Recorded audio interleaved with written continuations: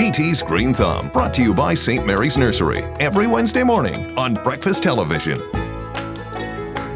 Welcome back to BT. Carla Hurston, and you've been sharing some great ideas this morning. A little earlier on, we talked about getting our lawns nice and green. Now we're taking care of a common pest, but there's some people who think ants are good, an important part of the garden and lawn, and some people who say they're bad. What's the right answer, Carla? Well, you know what, ants right now, and sometimes in your lawn right now, you're going to see some of those mounded hills. That's ant damage that's on there.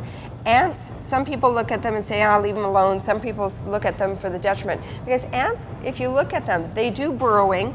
They actually aerate in certain spots in the lawn. They make the aeration, which is important for plant growth. But when you're looking at new lawns and some plants in gardens with fine roots, they will actually aerate to the point that there's too much air in it and it destroys the fine underrootings. And that's where you're seeing damages in the lawn, especially with anthills. Now, some people say the old-fashioned myth of peonies need ants because they need to open the buds. Yeah. Not true. Okay. They love the sugars, and ants are attracted to sugars and starches and carbohydrates. They're also attracted to aphids. Okay, so here's the system. We've talked about bugs. Aphids give off a sticky, sweet substance that's on there. So the ants are attracted to the aphids, so they kind of have that relationship that's in there. But if you want to help to get rid of the ants and your aphids, hang a bird feeder. A bird feeder? Yeah, because your birds are going to eat the ants and the aphids. So there you go. Clever idea. Okay. Okay. So that's a good, nice natural alternative. It's going to take care of itself. But I got to speed things up, Carla. I need these guys gone. Got a barbecue coming soon. Okay. If there's there are some alternative. Ant oats, which is a powder that when they crawl through it, it's going to stay residual on their body. Okay. Okay.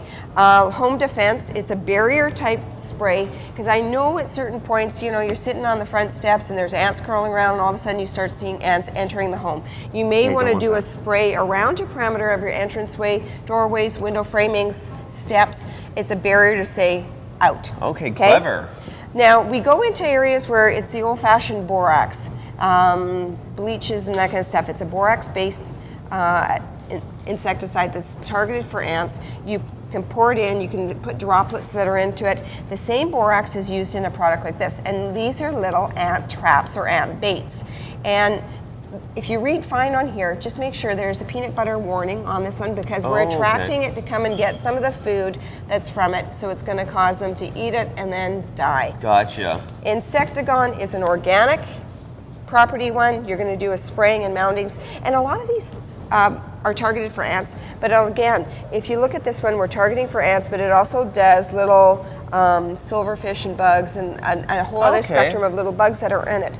And just out of a little curiosity, I did some little research, and there is something on gluten, corn. So again, we're talking about something that's a little bit more organic that's on it. And we actually sell a corn gluten. It's called turf maize, and it's based on corn. You see, if in the gardening world, 900. So we know that the first number is good for nitrogen, and it helps the garden, and it's going to feed it. But there's been a little bit of stuff that I've read on that. If an ant eats the corn, they eat the corn, and all of a sudden it puffs up inside their body, and it's not good. The corn also will be taken down, and they'll give it to the queen, which then it's important to get the queen to eliminate your mounding of your hill. So if you feed the queen and she puffs up on the corn, which kind of goes boom, then she's going to be dealt with too as well. Gotcha. So then the other ants, they don't keep on building. There's no one in charge, so that takes care of the problem. So with this particular thing that you're talking about here, we're making our gardens healthier and getting rid of that pest problem. And the other part of it is with the turf maize and the corn glutens, it's an inhibitor for natural weeds. So if you get those dandelion heads, that first flux is coming through, they're puffing out, throw this on your lawn. It's going to inhibit the weed set for that weed that's coming up. Turf maize, write that down. Pick up a bag at St. Mary's Nursery. Carla, thanks so much for coming in with those great ideas. You're welcome. It's worth a try. Hey, if you want to get in touch with Carla Hurston or browse around St. Mary's Nursery, get the details on the BT website at breakfasttelevision.ca. We're going to take a little break, and then we'll catch up with you later this morning on City. You remind me who I am.